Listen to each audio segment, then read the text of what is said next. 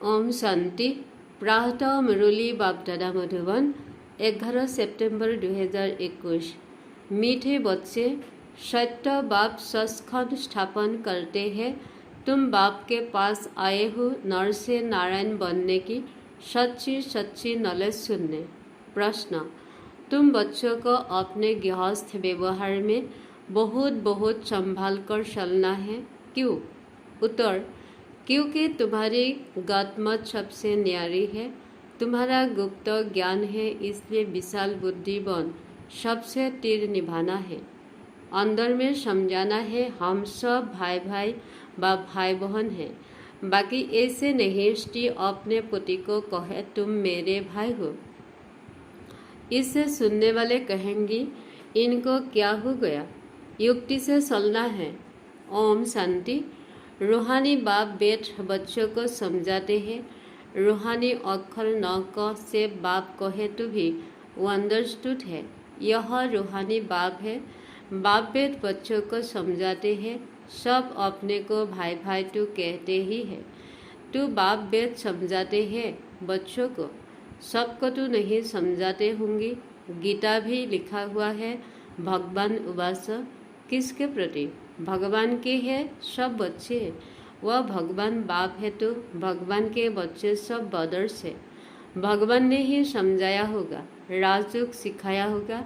अभी तुम्हारी बुद्धि का ताला खुला हुआ है। तुम्हारे सिवाय ऐसे ख्यालत और कोई के चल न सके। जिन जिन को संदेश मिलता जाएगा वह स्कूल में आते जाएंगे, पढ़ते जाएगी, समझेंगे। प्रदर्शनी तो देखी। अब जाकर यादा सुने। पहली मुख्य बात है ज्ञान सागर पतित पावन गीता ज्ञानदाता शिव भगवान उवास। उनको यह पता पड़े कि उनको सिखलाने वाला समझाने वाला कौन है। वह सुप्रीम सोल ज्ञान सागर निराकार है। वह है ही ट्रुथ। वह सत्य ही बताएंगी, फिर उसमें कोई प्रश्न उठ ही नहीं सकता।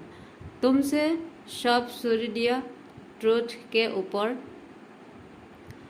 तो पहले तो इस पर समझाना है कि हमको परमपिता परमात्मा ब्रह्मा द्वारा राजयोग सिखलाते हैं। यह राजाई पद है जिसको निश्चय हो जाएगा कि जो सभी का बाप है वह पारलौकिक बाप वेद समझाते हैं। वही सबसे बड़ी अथॉरिटी है। तो दूसरा कोई प्रश्न उठ ही नहीं सकता। वह है प्रतीत पावन। वह जब यहाँ आते हैं तो जरूर अपने टाइम पर आते होंगे। तुम देखते भी हो यह वही महाभारत की लड़ाई है। विनाश के बाद वायलेंस दुनिया होनी है। यह मनुष्य जानते नहीं कि भारत ही वायलेंस था। बुद्धि चलती नहीं। गाइड्रेस का ताला लगा हुआ है। उसकी चाबी एक बाप के पास ही है। इसलिए यह किसी को पता नहीं है कि तुमको पढ़ाने वाला कौन है। दादा समझ लेती है तब टीका करते हैं, कुछ बोलते हैं। इसलिए पहले यह समझाओ। इसमें लिखा है शिव बाबा भगवान उवास। वह तो है ही ट्रुथ। बाप है ही नॉलेजफुल। सृष्टि के आदिमत उनका राज्य समझाते हैं।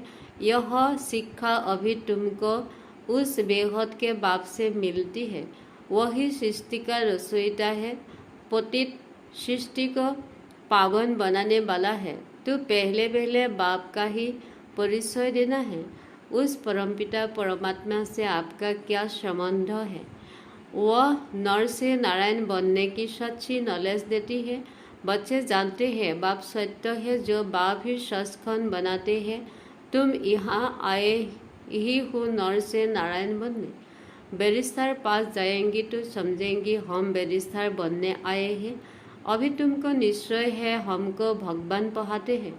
कोई निश्चय करते भी है, फिर संशय बुद्धि हो जाती है तो उनको सब कहते हैं तुम तो कहते थे हमें भगवान पढ़ाते हैं, फिर भगवान को क्यों सुर आए हो। संशय आने से ही भागंती हो जाती है। कोई न कोई विकर्म करते हैं। भगवान उवास काम महाशत्रु है। उन पर जीत पाने से ही जगत जीत बनेगी। जो पावन बनेगी वही पावन दुनिया में जाएगी। यह है ही राजयोग की बात। तुम जाकर राजाई करेंगी, बाकी जो आत्माएं हैं वह अपना हिसाब चुक कर वापस चली जाएगी। यह कयामत का समय है। अब ये बुद्धि कहती है सतयुग की स्थापना जरूर होती है। पावन दुनिया सतयुग को कहा जाता है। बाकी सब मुक्ति धाम में चली जाएंगी। उनको फिर अपना पाठ रिपीट करना है। तुम भी अपना पुरुषार्थ करते रहती हो पावन वन और पावन दुनिया का मालिक बनने के लिए। मालिक तो अपने को समझेंगी ना, प्रजा भी मालिक है। अभी प्रजा भी कहती है ना, हमारा भारत तुम समझते हो अभी सब नरकवासी है। अभी तुम स्वर्गवासी बनने के लिए राजयोग सीख रही है। सब तो स्वर्गवासी नहीं बनेगी। बाप कहते हैं जब भक्ति मार्ग पूरा होगा तभी मैं आऊँगा।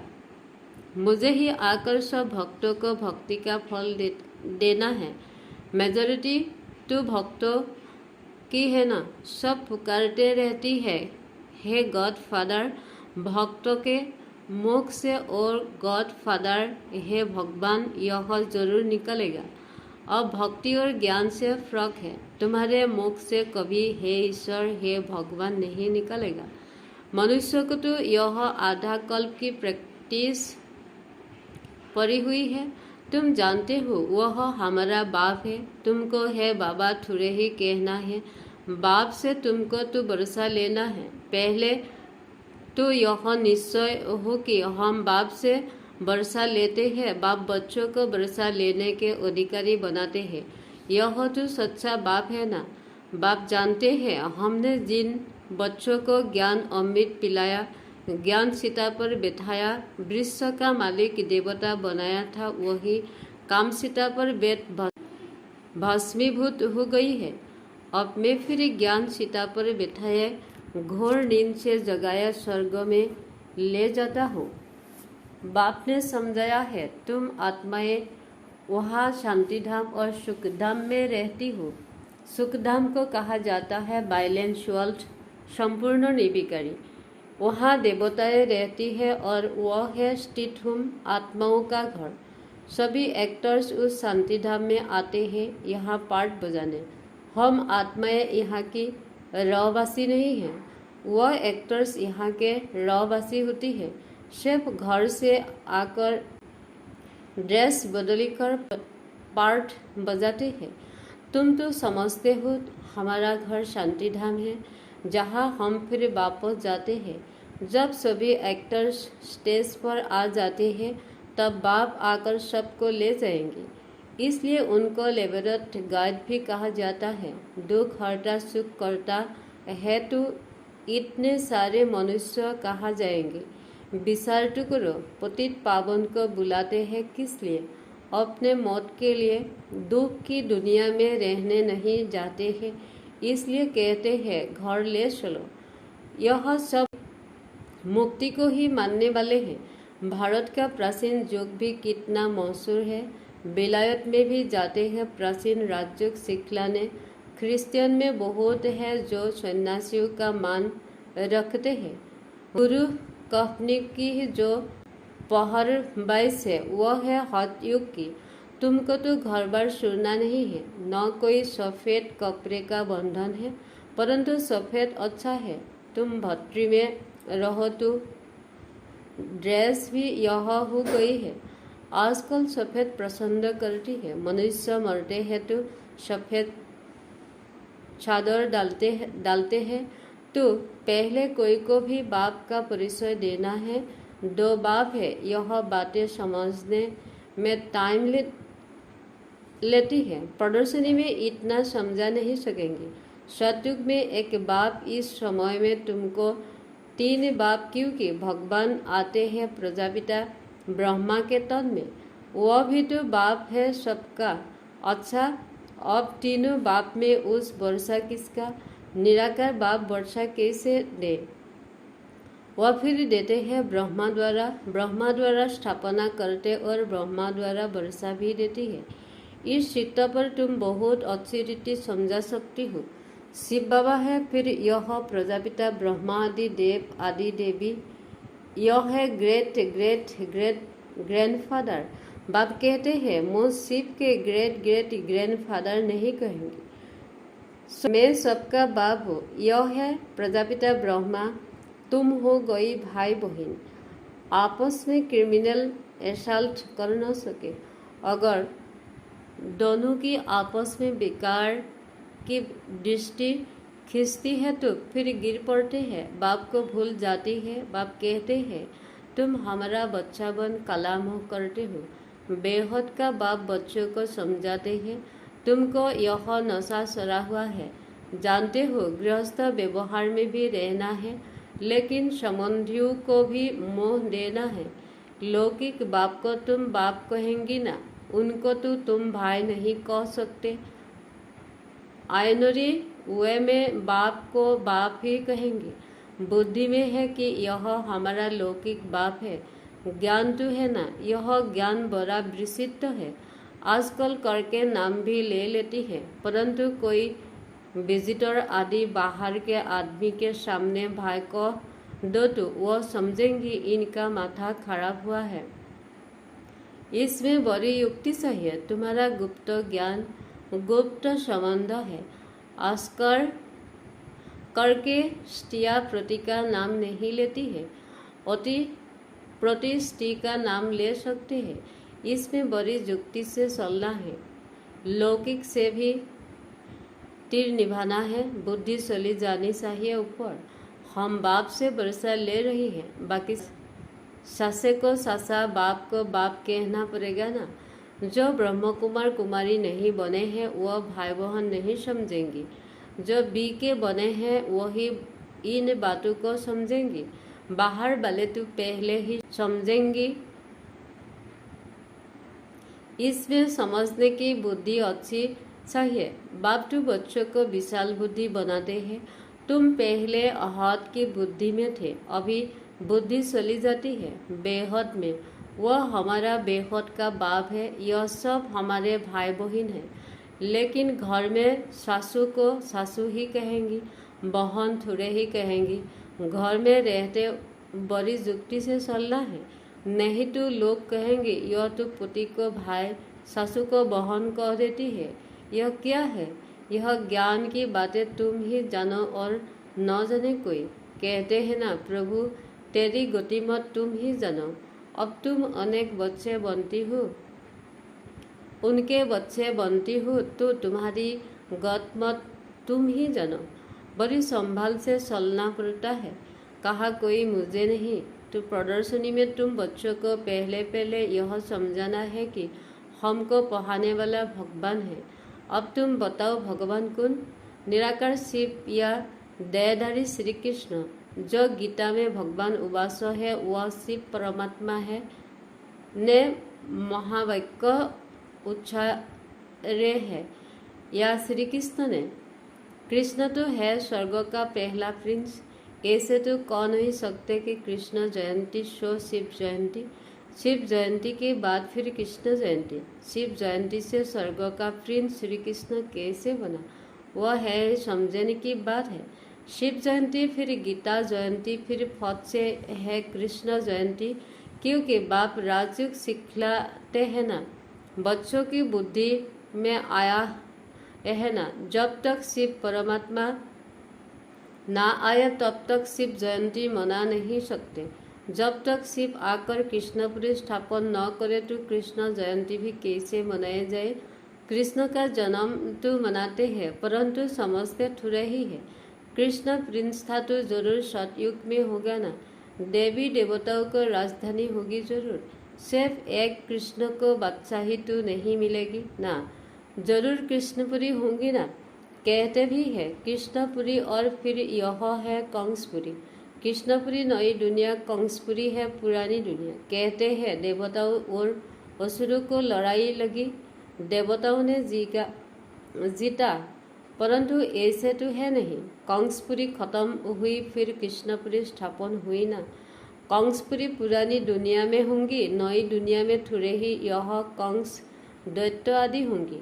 यहाँ तो देखो कितने मनुष्य है, सतयुग में बहुत थोड़े है, यह भी तुम समझ सकती हो। अभी तुम्हारे बुद्धि चलती है। देवताओं ने तो कोई लड़ाई की नहीं। दैवी संप्रदाय शतुक में ही होती है। आसुरी संप्रदाय यहाँ है। बाकी न देवताओं और असुरों को लड़ाई हुई, न कौरवों और पांडवों की हुई है। तुम रावण पर जीत पाते हो। बाप कहते हैं इन विकारों पर जीत पानी है तो जगत जीत बन जाएगी। इसमें कोई लड़ना नहीं है। लड़ने का नाम ले तो वायलेंस बन जाए। रावण पर जीत पानी है, परंतु नॉन वायलेंस से बाप को याद करने से हमारे विकर्म विनाश होती है। भारत का प्राचीन राजयुग मशहूर है। बाप कहते हैं मेरे साथ बुद्धि का युग लगाओ तो तुम्हारे पाप भस्म होंगे। बाप पतित पावन है तो बुद्धि युग उस बाप से ही लगना है तो तुम पतित से पावन बन जाएगी। अभी तुम प्रैक्टिकल में उनसे युग लगा रही हो। इसमें लड़ाई की कोई बात ही नहीं। जो अच्छी रीति पढ़ेंगी, बाप के साथ योग लगाएंगी, वही बाप से वर्षा पाएंगी। कल्प पहले मौफिक। इस पुरानी दुनिया का विनाश भी होगा। सब हिसाब किताब चुप कर जाएगी। फिर क्लास ट्रांसफर हो नंबर 1 जाकर बैठती है ना। तुम भी नंबर 1 जाकर वहाँ राज्य करेंगे। कितनी समझ की बातें हैं। अच्छा, मीठे मीठे सिकेलाधे बच्चों प्रति माता पिता बाप दादा का याद प्यार गुड मॉर्निंग। रूहानी बाप की रूहानी बच्चों को नमस्ते। धारणा के लिए मुख्य सार पहला के इस कयामत के समय जबकि सतयुग की स्थापना हो रही है तो पावन जरूर बनना है। बाप और बाप के कार्यों में कभी संशय नहीं उठाना है। दूसरा, ज्ञान और संबंध गुप्त है, इसलिए लौकिक में बहुत युक्ति से विशाल बुद्धि बनकर चलना है। कोई ऐसे शब्द नहीं बोलने हैं जो सुनने वाले मुझ जाए। वरदान, मनमत परमत को समाप्त कर श्रीमत पर पदमुखी कमाई जमा करने वाले पदमापदम भाग्यशाली भव। श्रीमत पर चलने वाले एक संकल्प भी मनमत व पर्वत पर नहीं कर सकते। स्थिति की स्पीड यदि तेज नहीं होती है तो जरूर कुछ न कुछ श्रीमत में मनमत व परमत मिक्स है। मनमत अर्थात अल्पज आत्मा के संस्कार अनुसार जो संकल्प उत्पन्न होता है वह स्थिति को डगमग करना है। इसलिए चेक करो और कराओ। एक कदम भी श्रीमत के बिना न हो तब पदमुखी कमाई जमा कर पदमापदम भाग्यशाली बन सकेंगे। स्लोगन, मन से सर्वशक्ति के कल्याण की भावना बनी रहे। यही विश्व कल्याणकारी आत्मा का कर्तव्य है। ओम शांति।